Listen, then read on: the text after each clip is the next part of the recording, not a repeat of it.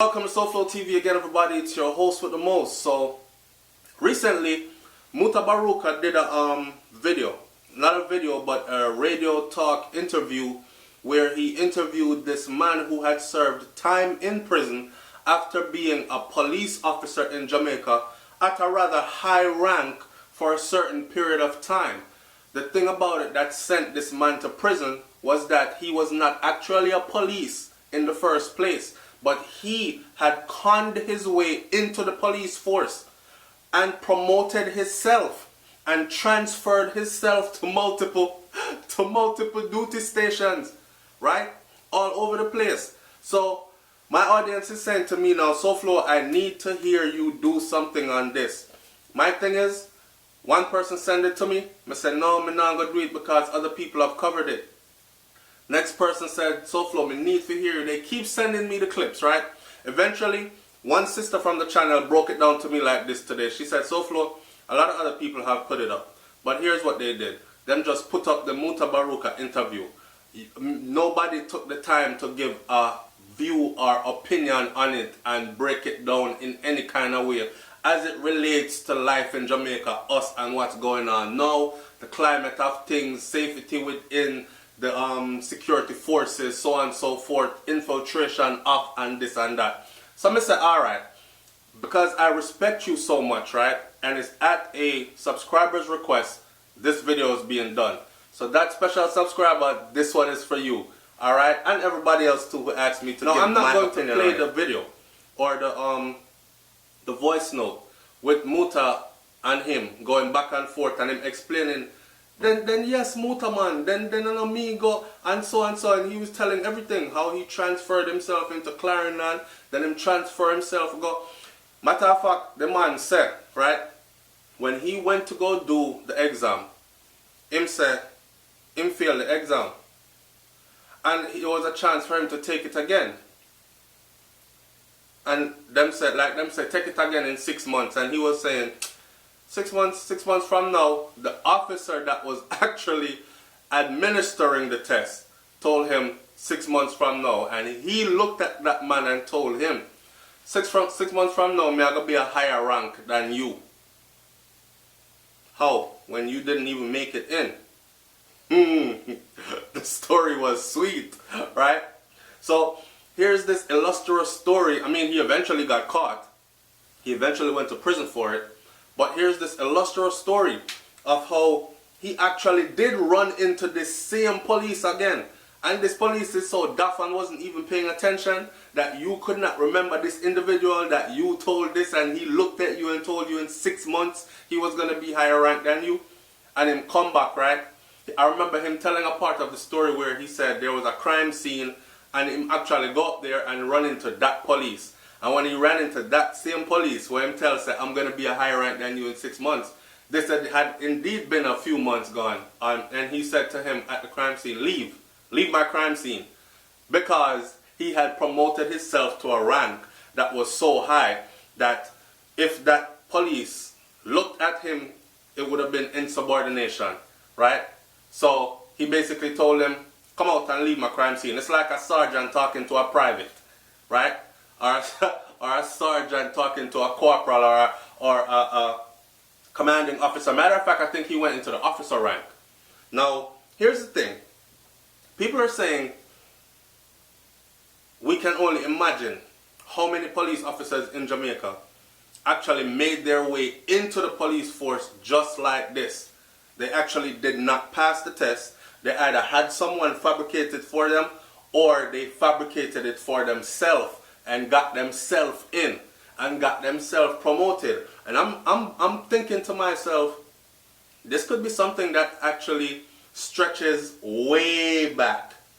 So you probably have had people who completed an entire career and are now out, retired and collecting pension off of a scam that allowed them to have a career as a police officer. So you see, when we're talking about things like the police need more this kind of training and that kind of training, and when it turns out these people never went through any of that in reality because they conned their way into the system. Now people are saying that, SouFlo, do you think it's still that easy? I don't think it's still that easy anymore, you know.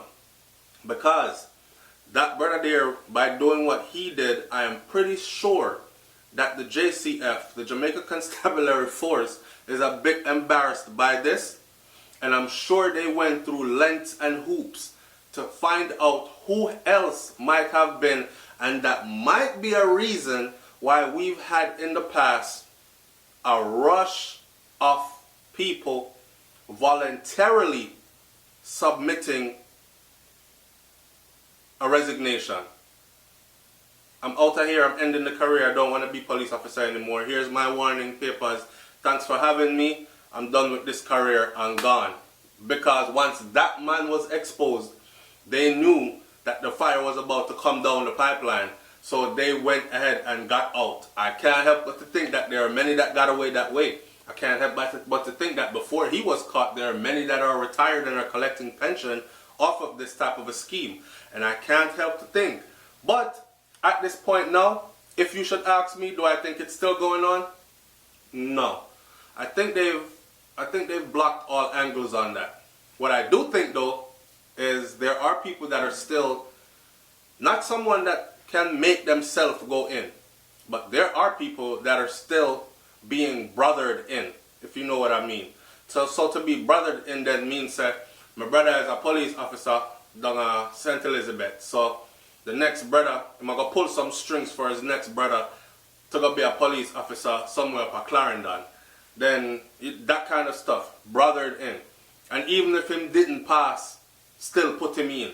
Put in a good word for him and set up the paperwork right and make sure say make it in. What this does ultimately is it allows people that are unqualified to actually be law enforcement officials to actually wear the uniform and assume that position of being that individual. And that job comes with great responsibility, as we can see that there are many that are in that position that are very questionable when you think about how they handle things.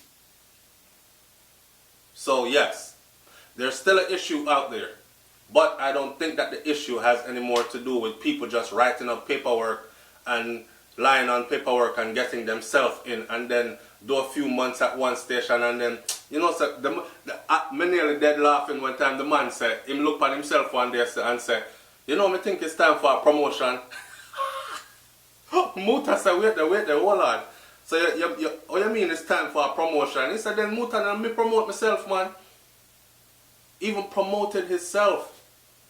Even transferred himself. You know, so I'm tired of that place, yeah. I want to go to Clarendon. Go. So he wrote up his own transfer. And introduced himself with confidence when he got to his new duty station. Yes, I'm Sergeant so-and-so reporting for duty and from transferred in for, oh, you're the one that was coming in on the transfer from so-and-so. Well, alright then, Sergeant, just go over there so make yourself comfortable and at home. Glad to have you. Welcome, and business carried on as usual. No one was checking. As long as he said, this is what I am and the rank fits that high, I saw it go. But he did speak of a system that they went by. And I'm pretty sure that that system is no longer in place. I don't know.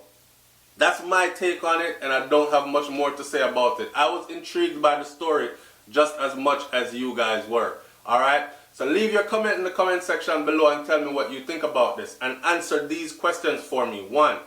Do you think that there are people that are still able to con their way into the police force without help from people inside the police force already?